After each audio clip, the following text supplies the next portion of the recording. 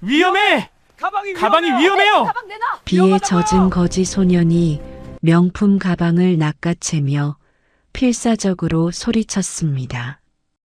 이 도둑놈! 경호원이 소년을 바닥에 내동댕이 쳤습니다. 그 순간 가방에서 떨어진 시한폭탄의 빨간 불빛이 전멸하기 시작했습니다. 삐삐삐삐. 모두 물러나! 만약 이 소년이 가방을 빼앗지 않았다면 H그룹 회장은 그 자리에서 목숨을 잃었을 것입니다. 하지만 아무도 몰랐습니다.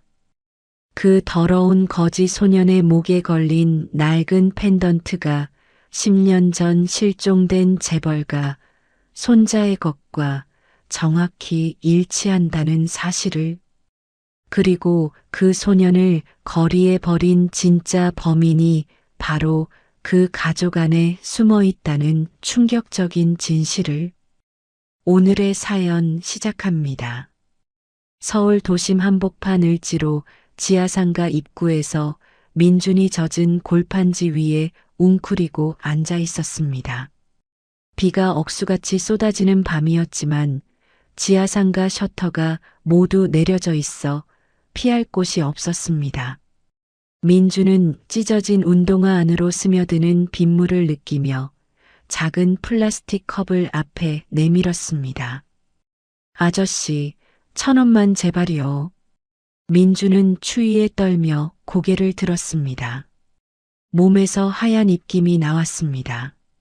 지나가는 직장인은 휴대폰을 귀에 댄 채 짜증 섞인 목소리로 말했습니다. 아, 진짜 비 오는데, 네 부장님. 금방 들어갑니다. 그는 민준 쪽을 힐끔 보기만 하고 그대로 걸어갔습니다. 민준은 축 처진 어깨를 조금 더 웅크렸습니다. 저 배가 너무 고파요, 1,000원만. 그러나 직장인은 들은 척도 하지 않았습니다. 지나가는 우산 쓴 여성 2명은 민준을 지나치며 작은 목소리로 수군거렸습니다. 어머, 애가 왜 여기 앉아 있어? 비 오잖아. 무섭다. 그냥 가자. 그들의 발걸음은 점점 빨라졌습니다. 힐굽이 바닥을 콩콩 울렸습니다. 민준은 젖은 무릎을 꼭 끌어안으며 컵을 바라봤습니다. 안에는 동전 몇 개가 달그락거릴 뿐이었습니다. 하나만 주시면 안 돼요. 오늘 아무것도 못 먹었어요. 하지만 그 목소리는 쏟아지는 빗소리에 묻혀버렸습니다. 그때 검은 벤틀리 한 대가 지하상가 앞에 멈춰 섰습니다. 차 문이 열리자 60대 여성이 내렸습니다. 한미경이었습니다. 그녀는 값비싼 코트를 입고 있었고 손에는 명품 가방을 들고 있었습니다. 경호원 2명이 우산을 받쳐들며 한미경을 에스코트했습니다. 한미경이 건물 쪽으로 걸어가는 순간 민준의 귀에 이상한 소리가 들렸습니다. 삐삐삐, 삐삐삐. 전자음이었습니다. 민준이 고개를 들었습니다. 소리는 한미경의 가방에서 나고 있었습니다. 민준은 고물상에서 3년간 일하며 온갖 전자제품을 분해해 본 경험이 있었습니다. 그 소리가 뭘 의미하는지 본능적으로 알 수 있었습니다. 안 돼.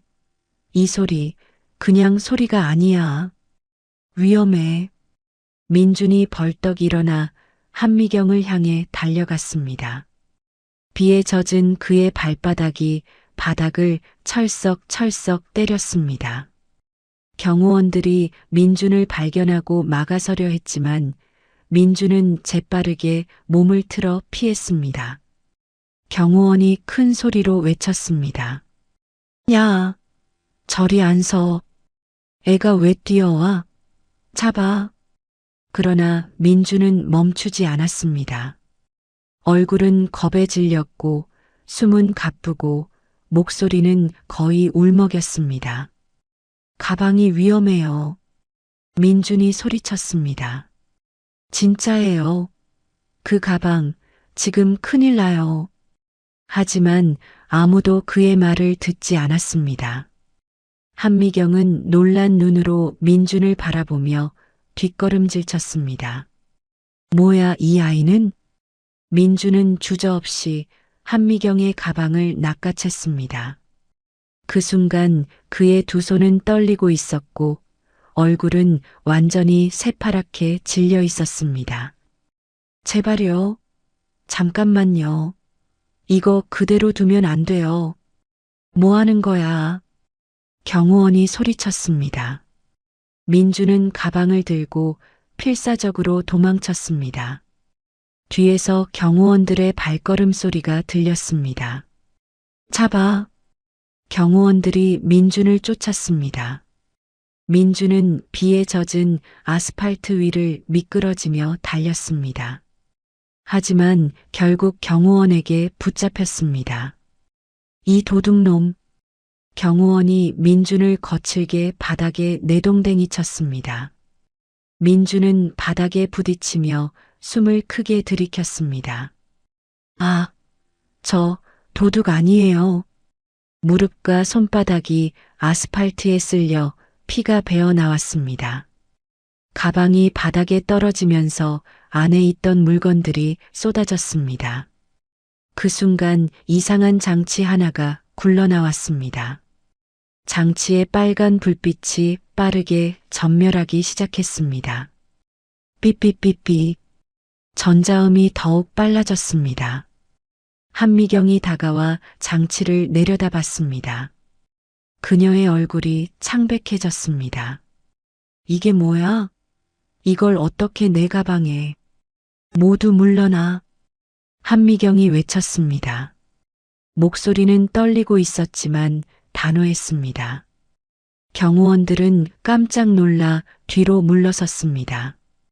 경호원이 급히 112에 신고를 했습니다. 폭발물 신고합니다. 을지로 지하상가 앞입니다. 사람들 많습니다. 빨리 와주십시오. 민주는 숨을 헐떡이며 울먹였습니다. 저 진짜 훔치려고 한 거 아니에요. 빨간 불이 이상했어요. 10분 후 폭발물 처리반이 도착했습니다. 전문가들이 장치를 살펴보더니 서로 눈빛을 교환했습니다. 그들의 표정은 심각했습니다. 정교하게 제작된 시한폭탄입니다. 원격 조종이 가능한 타입이네요. 폭발물 처리 반장이 한미경에게 말했습니다. 한미경이 크게 숨을 들이쉬며 말했습니다. 세상에 이런 게 내 가방에. 폭발물 처리 반장이 고개를 저으며 말했습니다. 만약 이 소년이 가방을 빼앗지 않았다면 그가 민준을 바라보며 덧붙였습니다. 오늘 큰일 날 뻔했습니다. 정말 큰일 날 뻔했어요. 한미경은 충격으로 손이 떨렸고 민준을 바라보는 눈빛이 달라져 있었습니다. 네가 내 목숨을 살린 거니? 처리반장의 말이 끝나기도 전에 한미경이 민준을 바라봤습니다. 민준은 경찰관의 수갑을 찬 채 바닥에 앉아 있었습니다. 그의 무릎에서는 피가 흘러내리고 있었습니다.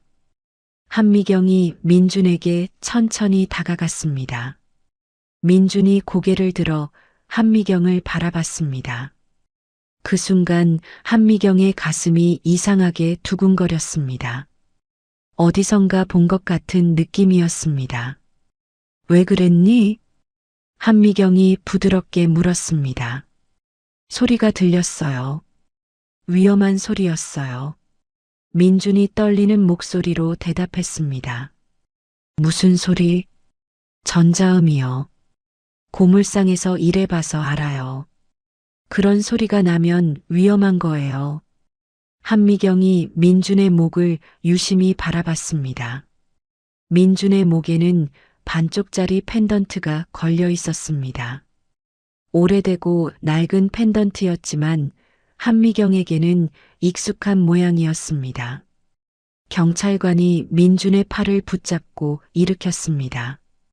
가자. 서에서 조사받아야 한다. 민준이 경찰차로 끌려가면서 한미경을 돌아봤습니다. 한미경도 민준의 뒷모습을 오랫동안 지켜봤습니다. 비가 그치지 않고 계속 내리고 있었습니다. 같은 시각 H그룹 본사 58층 회장실에서 긴급 전화가 울렸습니다. 장도연 부회장이 전화를 받았습니다. 네, 알겠습니다. 장도연이 전화를 끊고 이마를 짚었습니다. 계획이 틀어졌습니다. 20년간 준비해온 일이 한 거지 소년 때문에 망쳐졌습니다. 장도연이 다시 전화를 들었습니다. 계획 취소. 모든 흔적을 지워. 한편 강서구 고물상 골목에서 박순자가 빗소리를 들으며 잠을 설치고 있었습니다. 민준이 돌아오지 않았습니다. 평소라면 벌써 돌아왔을 시간이었습니다. 순자의 핸드폰이 울렸습니다. 민준을 아는 동네 형이었습니다. 순자 이모, 민준이가 경찰서에 잡혀갔대요. 순자의 손에서 핸드폰이 떨어졌습니다. 10년 전 그날의 기억이 되살아났습니다. 피투성이었던 어린 민준을 처음 발견했던 그날. 경찰서에서 받았던 협박과 압력. 이런 일이 또. 순자가 중얼거렸습니다. 그녀는 서둘러 옷을 챙겨 입고 고물상 창고로 향했습니다. 창고 깊숙한 곳에는 10년 전부터 숨겨놓은 낡은 상자가 있었습니다. 상자 안에는 피 묻은 아이 옷과 찢어진 신발이 들어 있었습니다. 순자가 옷을 꺼내 들여다봤습니다. 10년 전 민준을 발견했을 때 입고 있던 옷이었습니다. 비싼 옷이었지만 피투성이가 되어 있었습니다. 이제 말해야 하나. 순자가 떨리는 손으로 상자를 다시 닫았습니다. 창밖으로는 여전히 비가 내리고 있었습니다. 다음 날 오전 9시 H그룹 본사 45층 조사실에서 한미경이 보고서를 받아들었습니다. 조사팀장이 긴장한 얼굴로 서 있었습니다. 어제 그 소년에 대한 조사 결과입니다. 한미경이 첫 페이지를 넘겼습니다.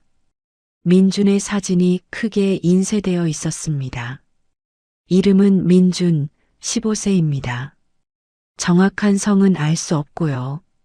조사팀장이 설명을 이어갔습니다. 10년간 각종 보육시설을 전전했지만 정착하지 못했고 최근 3년간은 강서구 고물상 주인 박순자 씨의 비공식적 보호를 받아왔습니다. 한미경이 다음 페이지를 넘겼습니다. 민준이 목에 걸고 있던 펜던트의 확대 사진이 나왔습니다. 이 펜던트는 뭔가 특별해 보이는데, 네, 꽤 고급스런 재질입니다. 하지만 반쪽만 있어서 전체 모양을 알 수 없습니다. 한미경의 손이 떨렸습니다. 찻잔이 바닥에 떨어져 산산조각 났습니다. 회장님, 조사팀장이 놀라며 다가왔습니다. 괜찮아. 나가 있어. 한미경이 떨리는 목소리로 말했습니다. 조사팀장이 나간 후 한미경은 서둘러 서재로 향했습니다. 서재 벽 뒤쪽에 숨겨진 금고가 있었습니다. 한미경이 비밀번호를 누르고 금고를 열었습니다. 안에는 작은 상자가 하나 들어 있었습니다. 상자를 열자 반쪽짜리 펜던트가 나왔습니다. 10년 전 손자가 실종되던 날 현장에서 발견된 유일한 단서였습니다. 한미경이 보고서의 사진과 실물을 비교해 봤습니다. 두 조각이 완벽하게 맞아떨어졌습니다. 민수. 한미경의 입에서 실종된 손자의 이름이 흘러나왔습니다. 그녀의 눈에서 눈물이 흘러내렸습니다. 한미경이 급히 비서에게 전화를 걸었습니다. 김 변호사를 당장 불러. 그리고 민준이라는 소년을 경찰서에서 석방시켜. 지금 당장. 한편 서대문 경찰서 유치장에서 민준이 차가운 바닥에 누워 있었습니다. 무릎에 상처가 아직도 아팠습니다. 어젯밤부터 계속 이상한 꿈을 꿨습니다. 넓은 계단이 나오고 따뜻한 손길이 느껴지고 어디선가 피아노 소리가 들렸습니다. 그리고 누군가의 비명소리. 야, 너 나가래. 교도관이 유치장 문을 열었습니다. 어디로요? 변호사가 와서 석방됐어. 민준이 믿어지지 않는다는 표정을 지었습니다. 자신에게 변호사가 올 리 없었습니다. 유치장 밖으로 나오자 정장을 입은 중년 남성이 기다리고 있었습니다. 민준 군이지? 나는 김철수 변호사야. 김 변호사가 다정하게 말했습니다. 저를 왜? H그룹 한미경 회장님이 어제 일에 대해 감사하다고 하시더라. 그래서 네가 다칠까봐 걱정이 되신다고.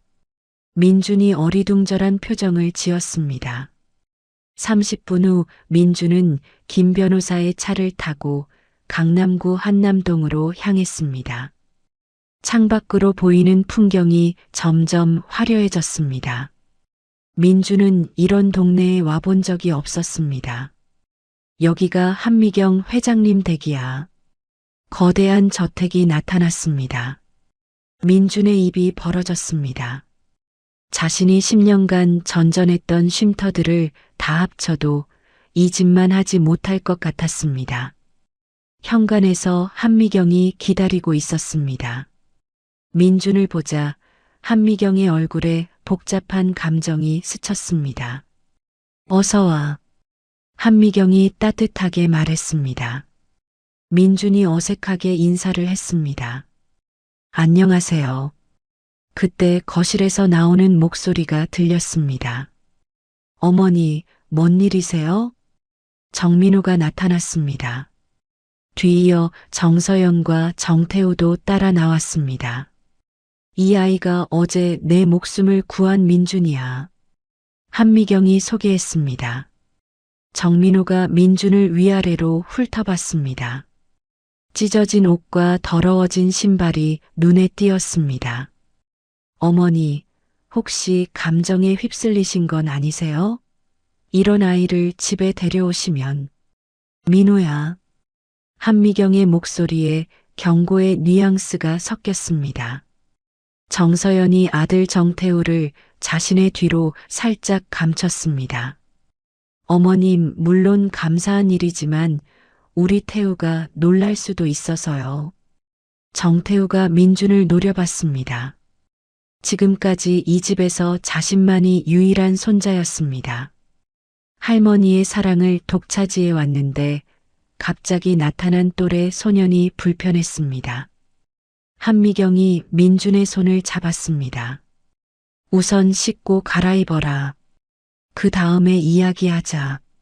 민준이 한미경을 따라 계단을 올라갔습니다. 계단을 오르며 이상한 기분을 느꼈습니다. 어디선가 본 듯한 느낌이었습니다. 2층 복도 끝에 있는 방문을 한미경이 열었습니다. 여기서 지내렴. 민준이 방 안으로 들어갔습니다. 벽에는 10년 전 가족 사진들이 걸려 있었습니다. 그중 하나에서 민준과 비슷한 나이의 남자아이가 웃고 있었습니다. 저 아이는 누구예요? 민준이 사진을 가리키며 물었습니다. 한미경이 잠시 망설이다가 대답했습니다. 10년 전에 잃어버린 아이야. 민준이 사진을 자세히 봤습니다.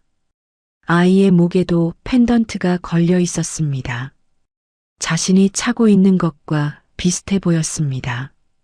할머니, 민준의 입에서 저절로 나온 말이었습니다.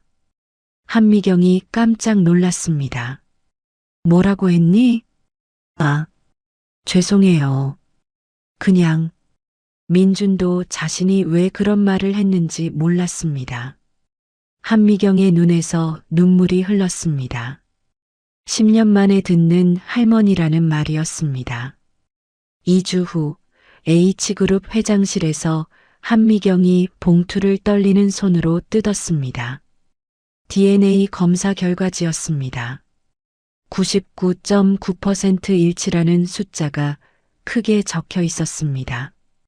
정말로 한미경이 의자에 주저앉았습니다. 10년간 찾아 헤맸던 손자가 정말로 돌아온 것이었습니다. 한미경이 비서에게 전화를 걸었습니다. 가족회의를 소집해. 오늘 저녁 7시에. 그날 저녁 한미경의 저택 대형 거실에 가족들이 모였습니다. 정민호와 정서연 그리고 정태우가 소파에 앉아 있었습니다. 민주는 한쪽 구석 의자에 앉아 있었습니다. 한미경이 DNA 검사 결과지를 테이블 위에 놓았습니다.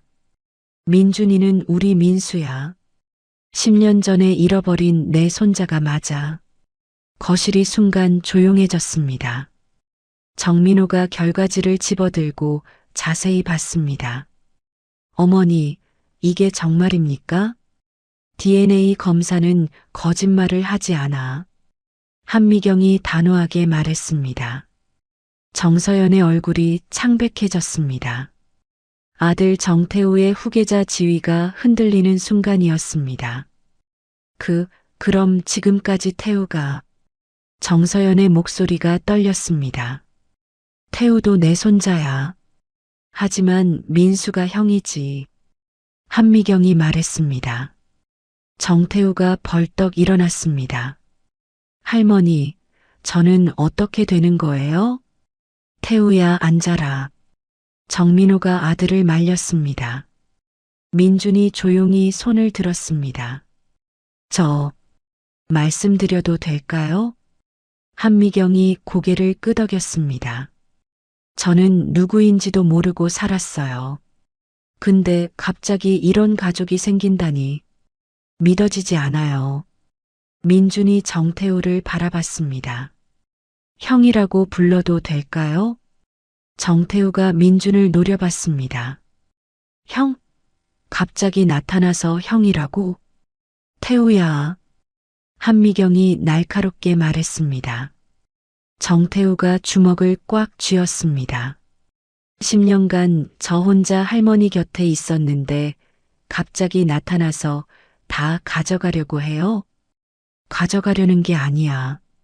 민준이 차분하게 대답했습니다. 나도 모르겠어. 갑자기 가족이 생겼다니. 근데 너한테서 뭘 빼앗고 싶지는 않아. 정서연이 일어나며 말했습니다. 어머님, 아무리 그래도 너무 갑작스럽지 않나요? 이 아이가 정말 민수가 맞는지 DNA가 증명하잖아. 한미경이 차갑게 말했습니다. 정민호가 이마를 짚었습니다. 형이 죽고 조카가 실종된 후 자신이 후계자가 될 수 있다고 생각했었습니다. 하지만 이제 모든 계산이 틀어졌습니다. 어머니, 그럼 회사 일은 어떻게 하실 건가요? 그건 천천히 생각해 볼 거야. 지금은 민수가 우리 가족에 적응하는 게 먼저야. 한미경이 민준의 어깨에 손을 올렸습니다. 앞으로 민수라고 불러도 될까? 민준이라고 불러주세요. 그 이름에 익숙해졌어요. 민준이 수줍게 웃었습니다. 그날 밤 정태우가 민준의 방문을 벌컥 열고 들어왔습니다. 야! 민준이 침대에서 일어났습니다. 뭔 일이야? 너 때문에 내 인생이 망가지는 거 알아? 정태우가 민준의 가슴팀을 움켜잡았습니다. 18년간 내가 이 집의 유일한 손자였어. 근데 갑자기 나타나서 다 뒤집어 놓을 거야? 민준이 정태우의 손을 떼어냈습니다. 나도 원해서 온 게 아니야. 그냥 살던 대로 살고 싶어. 그럼 나가. 여기서 나가라고. 정태우가 소리쳤습니다. 왜 나가야 해? 여기가 내 집이라고 할머니가 그러셨어.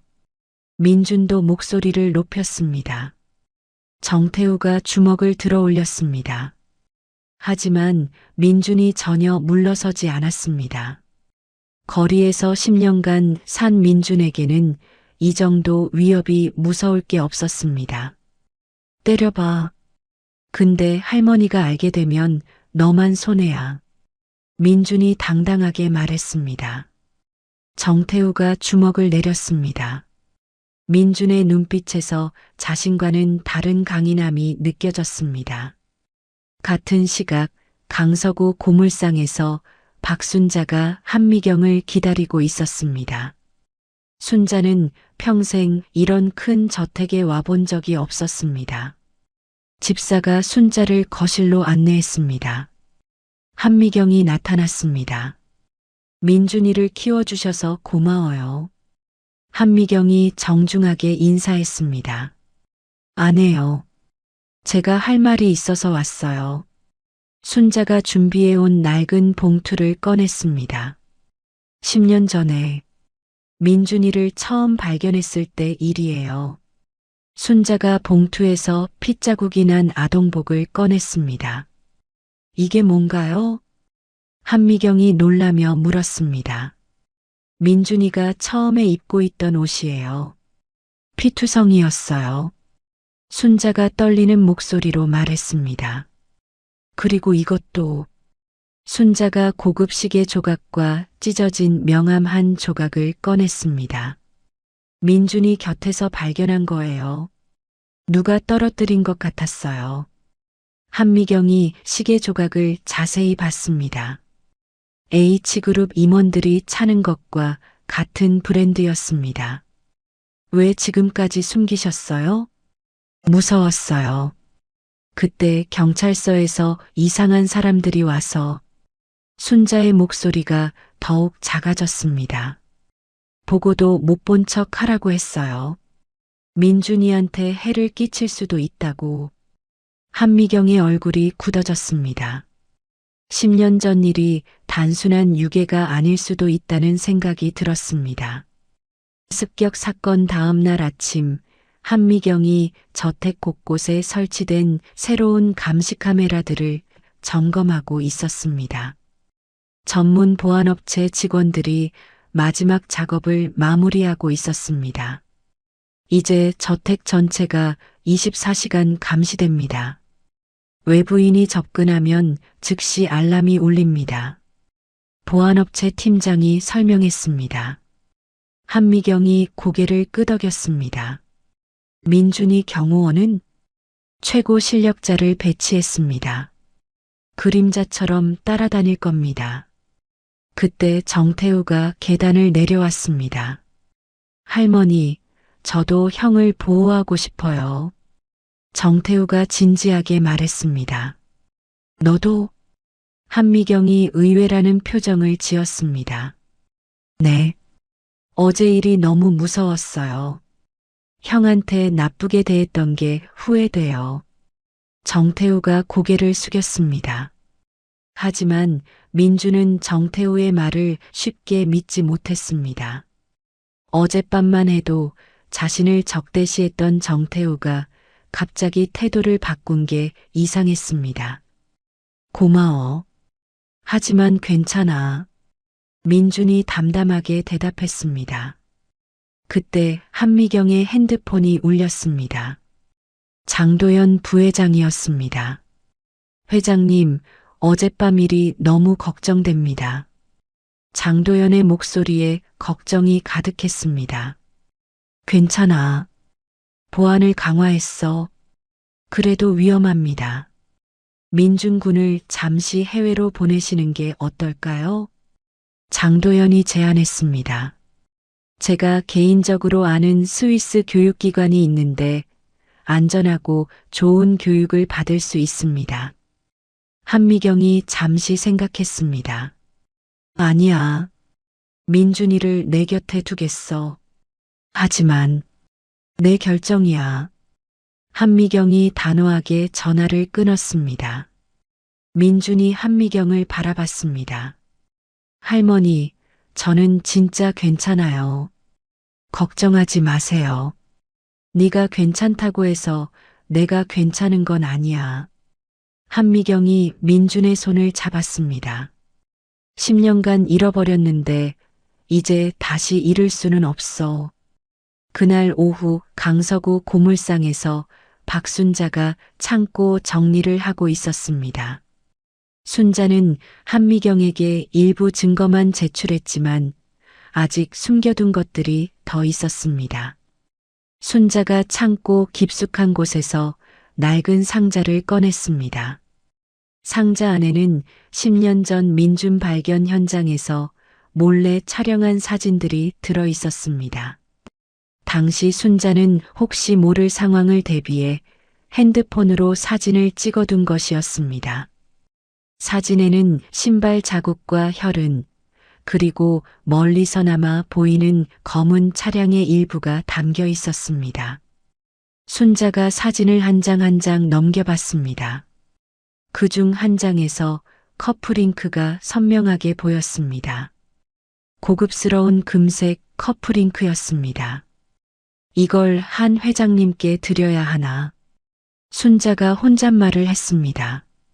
그때 고물상 밖에서 차 소리가 들렸습니다. 검은 승용차 2대가 고물상 앞에 멈춰 섰습니다.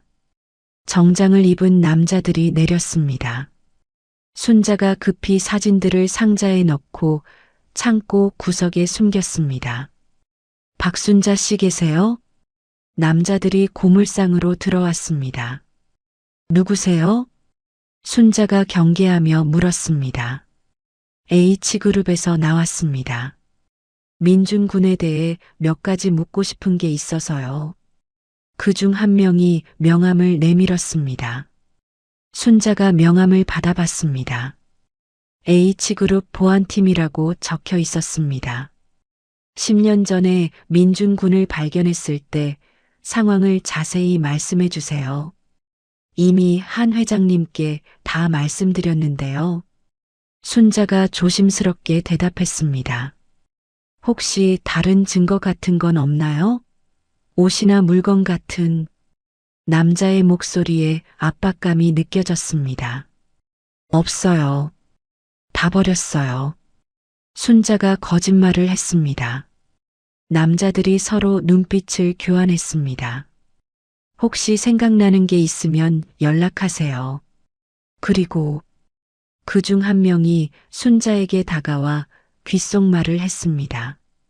괜한 말하시면 안 됩니다. 민준 군한테도 좋지 않아요. 순자의 등에서 식은땀이 흘렀습니다. 10년 전과 똑같은 협박이었습니다.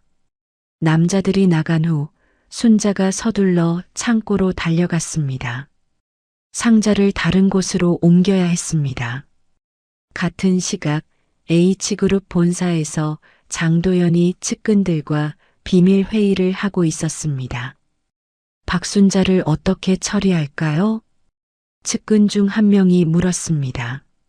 아직은 안 돼. 너무 의심스러워진다. 장도연이 이 말을 짚었습니다. 민준이가 정말 그 아이가 맞나요? DNA가 증명했잖아. 장도연의 목소리에 짜증이 섞였습니다. 10년 전에 확실히 처리했다고 생각했는데 장도연이 과거를 떠올렸습니다. 민준의 아버지인 한미경의 장남을 교통사고로 제거한 후 어린 민준도 함께 처리하려 했었습니다.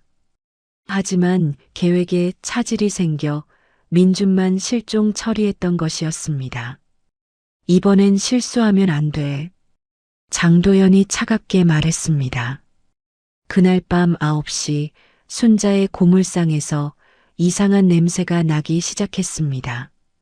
연기가 창고에서 피어오르고 있었습니다. 불이야. 순자가 소리쳤습니다. 하지만 다행히 순자는 오후에 중요한 증거들을 모두 다른 곳으로 옮겨 놓았습니다. 동네 사람들이 달려와 불을 끄는 것을 도왔습니다. 소방서에서는 원인 불명의 화재라고 발표했습니다. 하지만 순자는 누가 일부러 불을 낸 것임을 알고 있었습니다. 순자가 한미경에게 전화를 걸었습니다. 한 회장님, 저 이제 정말 무서워요. 순자의 목소리가 떨렸습니다. 뭔 일이에요? 고물상에 불이 났어요. 그리고 오늘 낮에 이상한 사람들이 와서 한미경의 얼굴이 굳어졌습니다. 지금 당장 우리 집으로 오세요. 차를 보낼게요. 한미경이 단호하게 말했습니다. 더 이상 박순자를 혼자 두면 안 되겠다는 생각이 들었습니다. 화재 사건 이후 한미경이 박순자를 저택의 가장 좋은 객실에 머물게 했습니다. 순자는 평생 이런 호화로운 방에서 잠을 자본 적이 없었습니다. 이런 좋은 방에서 어떻게 지내요? 순자가 한미경에게 말했습니다. 당연한 거예요. 민준이를 10년간 키워주셨잖아요. 한미경이 순자의 손을 잡았습니다. 그리고 이제 위험해요. 혼자 계시면 안 돼요. 그날 저녁 한미경이 가족회의를 다시 소집했습니다. 이번에는 박순자도 함께 참석했습니다. 거실에 모인 가족들의 표정이 무거웠습니다. 정민호와 정서연, 정태우가 소파에 앉아 있었고 민준과 순자는 따로 의자에 앉았습니다. 한미경이 테이블 위에 여러 증거품들을 늘어놓았습니다. 피 묻은 아동복, 시계 조각, 커플잉크, 그리고 순자가 찍은 사진들이었습니다. 10년 전 민준이 유괴 사건이 단순한 유괴가 아닐 수도 있어요. 한미경이 심각한 표정으로 말했습니다. 정민호가 시계 조각을 집어들었습니다. 이게 뭔가요? 민준이 발견 현장에서 순자 씨가 주운 거예요. 한미경이 설명했습니다. 정서연의 얼굴이 창백해졌습니다. 그 시계가 익숙해 보였습니다. 그리고 이 사진들을 보세요. 한미경이 순자가 찍은 사진들을 보여줬습니다. 신발 자국이 보이죠? 고급 정장구두 자국이에요. 정태우가 사진을 자세히 봤습니다. 할머니, 그럼 이게 누구 짓이라는 거예요? 아직 모르겠어. 하지만 회사 내부 사람일 가능성이 높아. 한미경의 말에 정민호가 깜짝 놀랐습니다. 회사 사람이요? 이 커플잉크는 우리 회사 임원들만 가지고 있는 거야. 한미경이 커플잉크를 들어 보였습니다. 민준이 조용히 손을 들었습니다. 제가 뭔가 기억나는 것 같아요. 모든 사람의 시선이 민준에게 집중됐습니다. 어떤 기억? 한미경이 조심스럽게 물었습니다. 검은 차에서 내리는 정장 입은 남자들. 그리고 누군가 저를 안고 뛰는 모습. 민준이 이마를 짚으며 기억을 더듬었습니다. 아직 확실하지는 않아요. 계속 꿈에서만 보던 장면들이라. 순자가 민준의 어깨를 두드렸습니다. 천천히 생각해봐. 억지로 기억하려고 하지 말고. 그때 한미경의 핸드폰이 울렸습니다. 경찰청 광역수사대에서 온 전화였습니다. 네, 한미경입니다. 회장님, 10년 전 사건 재수사 결과 중요한 증거를 발견했습니다. 수사관의 목소리에 흥분이 섞여 있었습니다. 어떤 증거인가요?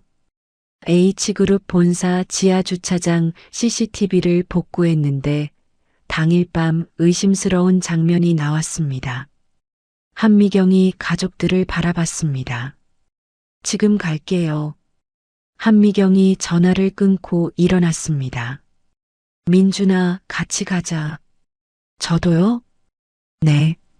당신이 봐야 할 것 같아요. 1시간 후 경찰청 수사본부에서 한미경과 민준이 복구된 CCTV 영상을 보고 있었습니다. 수사관이 영상을 재생했습니다. 이 부분을 보세요. 화면에 10년 전 H그룹 본사 지하 주차장이 나타났습니다. 밤 11시경 2명의 남자가 차에서 내리고 있었습니다. 한 명은 장도연이었고 다른 한 명은 정서연이었습니다. 저게 한미경이 놀라서 말을 잇지 못했습니다. 더 보세요. 수사관이 영상을 계속 재생했습니다. 장도연과 정서연이 트렁크에서 큰 가방을 꺼내고 있었습니다. 가방에서는 아이 옷 같은 것이 삐져나와 있었습니다. 민준이 화면을 빤히 바라봤습니다. 갑자기 머릿속에 장면들이 스쳐 지나갔습니다. 기억나요? 민준이 소리쳤습니다. 저 여자가 저를 차에 태웠어요. 그리고 저 남자가 민준이 머리를 감싸며 괴로워했습니다. 천천히 말해봐. 한미경이 민준을 안으며 말했습니다.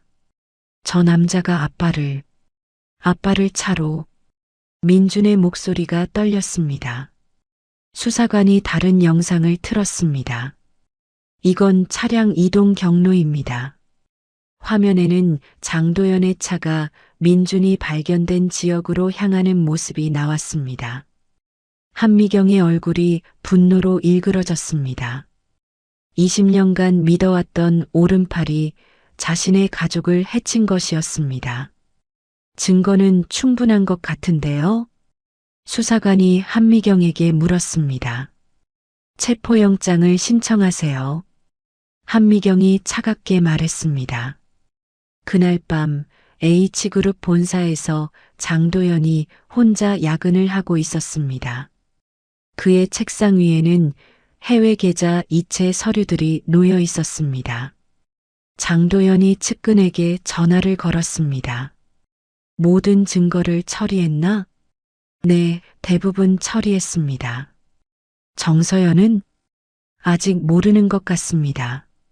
장도연이 안도의 한숨을 쉬었습니다. 좋아. 내일 아침 비행기로. 그때 사무실 문이 벌컥 열렸습니다. 경찰들이 들어왔습니다. 장도연 씨, 긴급 체포합니다. 경찰관이 수갑을 꺼내며 말했습니다. 뭔 소리요? 내가 뭘 했다고? 장도연이 발악했습니다. 10년 전 유괴살인 혐의와 최근 테러 시도 혐의입니다. 경찰관이 차갑게 말했습니다. 장도연의 얼굴이 창백해졌습니다. 20년간 준비한 모든 계획이 무너지는 순간이었습니다. 같은 시각 한미경의 저택에서는 정서연이 서둘러 짐을 싸고 있었습니다. 정태우가 어머니 방으로 들어왔습니다. 엄마, 뭐 하세요? 태우야, 우리 잠깐 여행 가자. 정서연의 목소리가 떨렸습니다. 갑자기 왜요? 정태우가 의아해했습니다. 그냥 할머니가 너무 스트레스 받으시는 것 같아서. 정서연이 거짓말을 했습니다. 하지만 정태우는 어머니가 뭔가 숨기고 있다는 것을 느꼈습니다. 엄마, 혹시 민준이 형과 관련해서 뭔가 아시는 거 있어요? 정서연이 짐 싸던 손을 멈췄습니다. 무슨 말이야?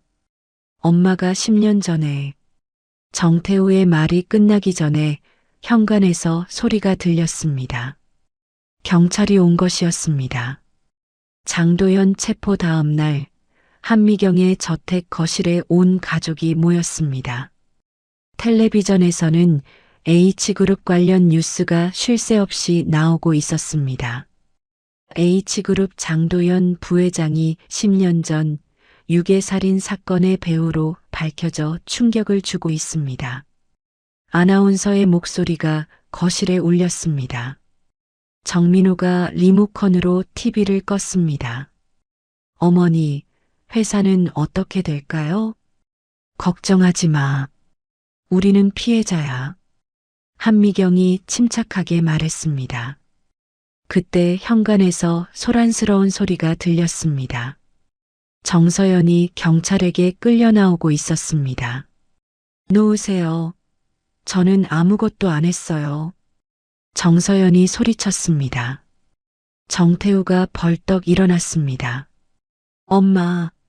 하지만 한미경이 정태우의 팔을 붙잡았습니다. 기다려. 경찰이 하는 일이야. 경찰관이 정서연에게 말했습니다. 정서연 씨, CCTV에 나온 게 당신이 맞습니까? 정서연이 고개를 돌렸습니다. 거실에 있던 가족들과 눈이 마주쳤습니다. 특히 정태우의 눈에는 충격과 배신감이 가득했습니다. 엄마, 설마. 정태우의 목소리가 떨렸습니다. 정서연이 입술을 깨물었습니다. 더 이상 숨길 수 없다는 것을 알았습니다. 미안해. 태우야. 정서연의 눈에서 눈물이 흘렀습니다. 장도연이 시킨 거예요. 저는 그냥 따라한 것뿐이에요. 하지만 경찰관이 차갑게 말했습니다. 증거에 따르면 당신도 공범입니다. 함께 계획한 것으로 보입니다. 정서연이 무너져 내렸습니다. 태우 때문이었어요. 태우가 후계자가 되려면 민수가 없어져야 했어요. 정태우가 어머니를 보며 외쳤습니다. 엄마, 그런 식으로 하라고 한 적 없어요. 태우야, 엄마가 다 너를 위해서. 위해서요? 사람을 죽이는 게 나를 위해서라고요? 정태우가 주저앉았습니다. 민준이 정태우에게 다가갔습니다. 괜찮아. 내 잘못이 아니야. 하지만 정태우는 민준을 쳐다볼 수가 없었습니다. 형, 미안해요. 정말 미안해요. 정태우가 흐느끼며 말했습니다. 우리 엄마가 형의 부모님을, 그리고 형을. 민준이 정태우의 어깨에 손을 올렸습니다. 네가 사과할 필요 없어. 넌 몰랐잖아. 한미경이 정서연에게 다가갔습니다. 20년간 이 집에서 살면서 어떻게 그럴 수 있었어? 정서연이 고개를 들었습니다. 어머님도 아시잖아요. 태우가 얼마나 소중한지. 소중하다고 다른 사람의 목숨을 빼앗아? 한미경의 목소리에 분노가 섞였습니다. 경찰관이 정서연의 팔을 잡았습니다. 가시죠. 정서연이 끌려가면서 정태우를 바라봤습니다. 태우야, 엄마를 용서해줘. 정태우가 얼굴을 돌렸습니다. 더 이상 어머니를 볼 수 없었습니다. 정서연이 완전히 나간 후 거실이 조용해졌습니다. 박순자가 정태우에게 다가가 등을 토닥였습니다. 괜찮다, 아가야. 내 잘못이 아니야. 한미경이 민준을 바라봤습니다. 민준아, 이제 다 끝났어. 정말요? 민준이 물었습니다. 응. 진범들이 모두 잡혔어. 이제 안전해. 그때 정민호가 조심스럽게 말했습니다. 어머니, 회사 주주총회는 언제 하실 건가요? 한미경이 정민호를 바라봤습니다. 왜? 민준이가 이제 정식으로 후계자 교육을 받아야 하지 않을까요? 정민호의 말에 민준이 놀랐습니다. 저요? 당연하지.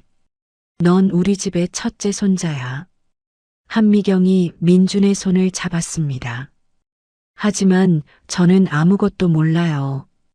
배우면 돼. 시간은 충분해.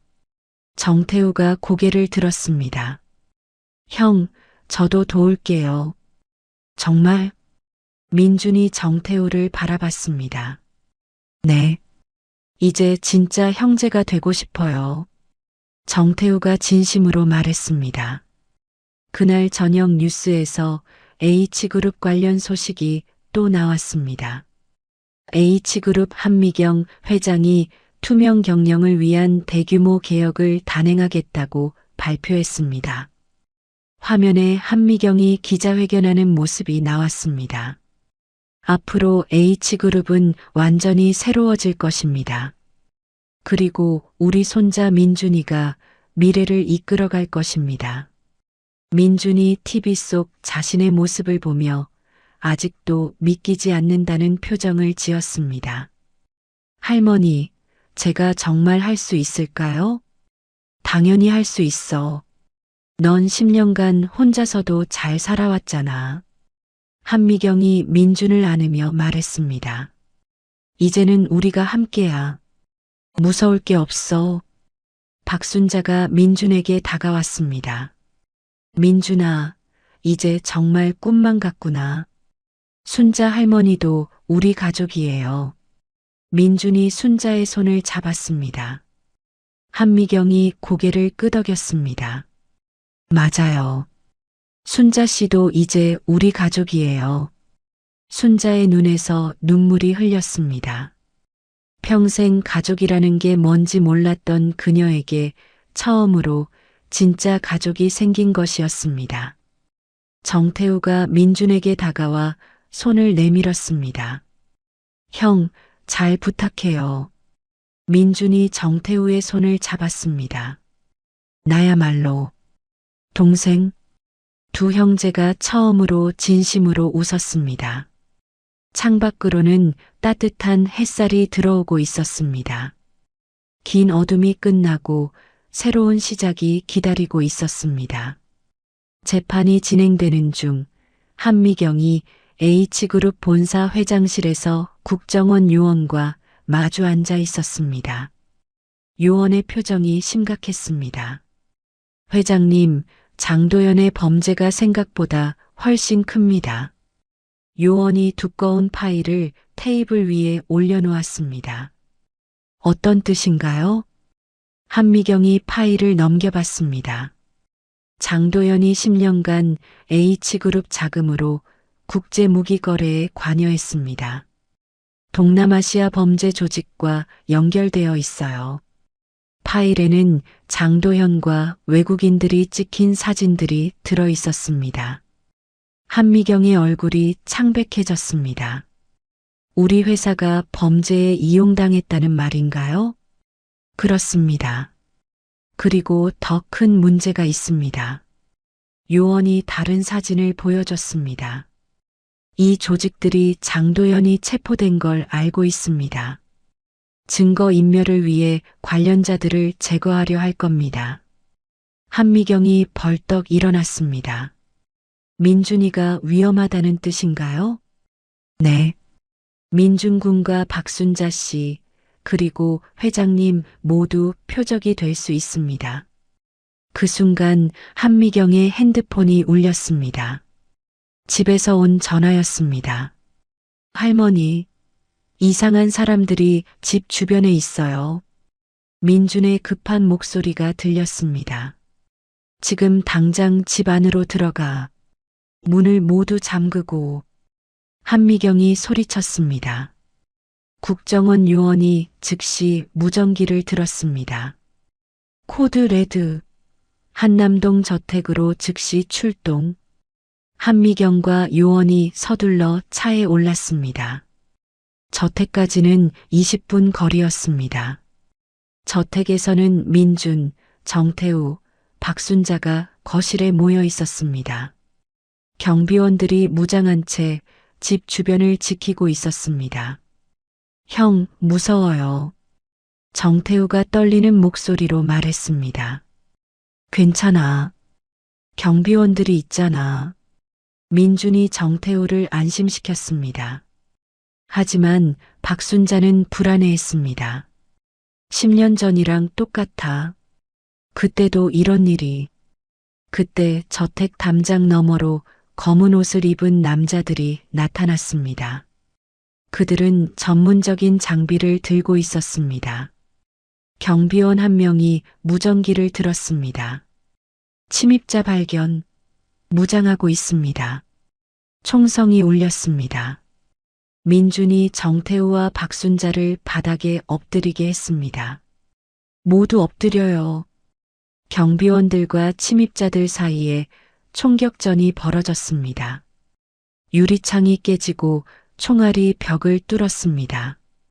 정태우가 민준을 보호하려고 앞으로 나섰습니다.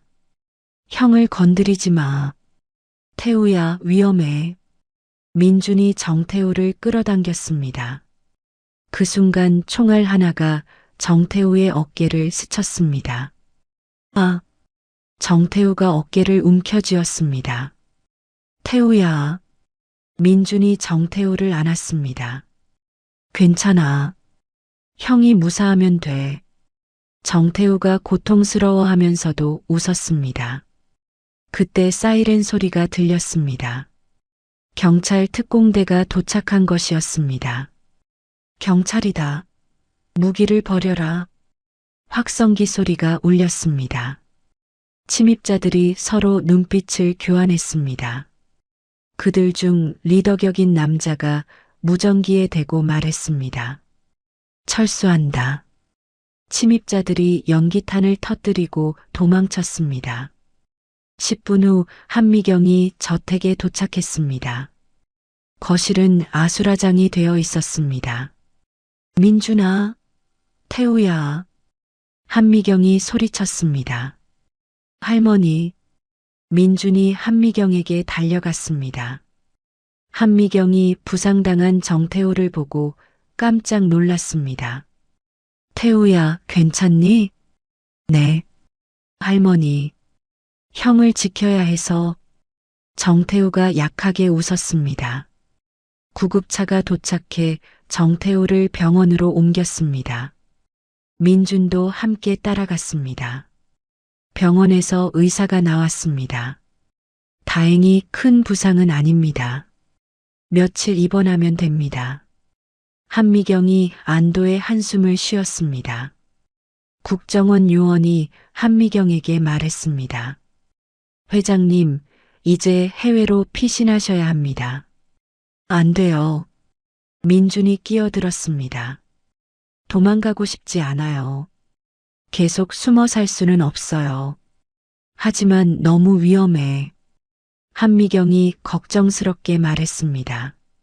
할머니, 저는 이제 H그룹의 후계자잖아요. 도망가면 안 되죠.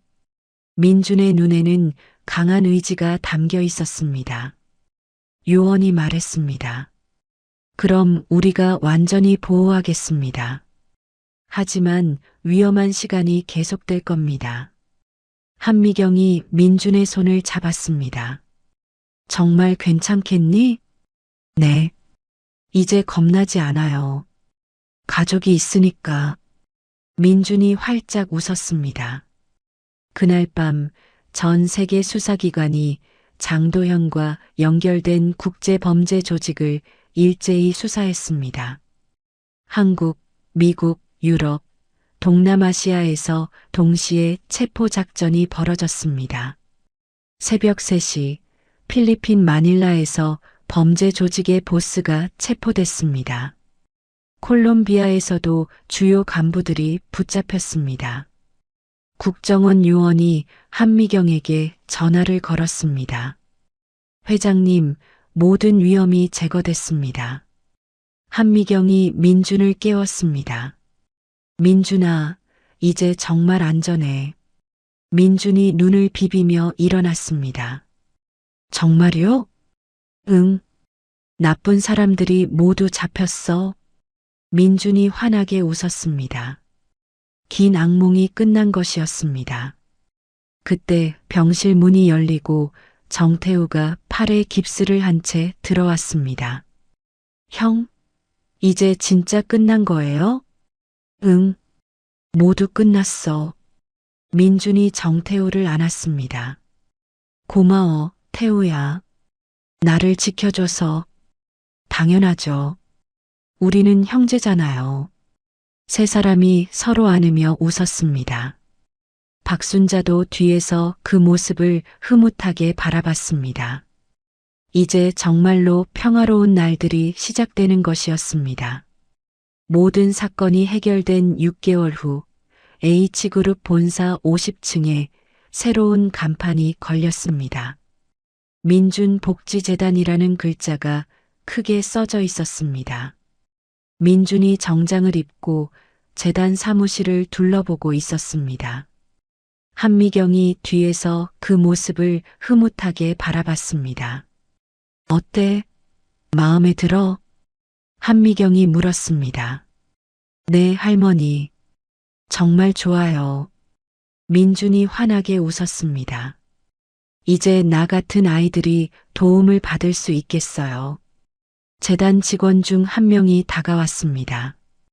이사장님, 첫 번째 장학생들이 도착했습니다. 민준이 1층 로비로 내려갔습니다. 거리에서 생활하던 아이들 10명이 깨끗한 옷을 입고 서 있었습니다. 민준이 아이들에게 다가갔습니다. 안녕? 나는 민준이야. 아이들 중 한 명이 조심스럽게 물었습니다. 형이 정말 우리랑 똑같이 거리에서 살았어요? 응.